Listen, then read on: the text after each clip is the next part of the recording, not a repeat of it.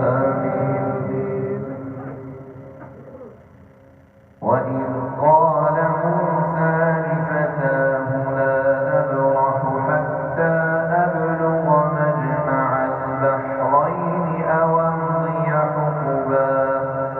فلما بلغا مجمع بينهما نسيا حوتهما فاتخذ سبيله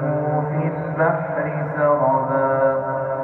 فلما جاوزا قال لفتاه آتنا غداءنا لقد لقينا من سفرنا هذا نصبا قال أرأيت إذا وينا إلى الصخرة فإني نسيت الحوت وما أنسانيه إلا الشيطان أن أذكره واتخذ سبيله في البحر عجبا قال ذلك ما كنا نبغي فارتدا على آثارهما قصصا فوجدا عبدا من عبادنا آتيناه رحمة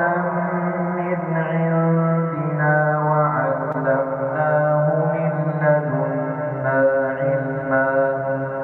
قال له موسى هل اتبعك على أن تعلمني مما علمت رشدا قال إنك لن تستطيع معي صبرا وكيف تصبر على ما لم تحط به خبرا قال ستجدني إن شاء الله صابرا ولا أعصي لك أمرا قال فإن اتبعتني فلا تسألني عن شيء حتى أحدث لك منه ذكرا الله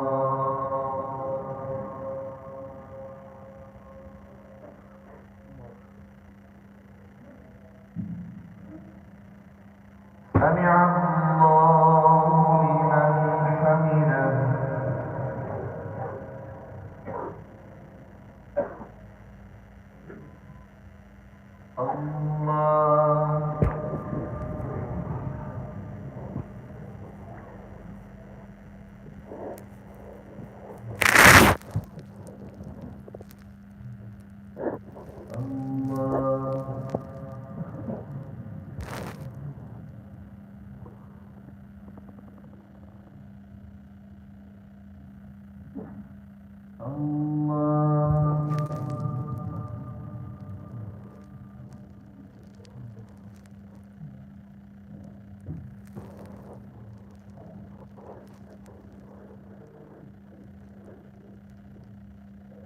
الله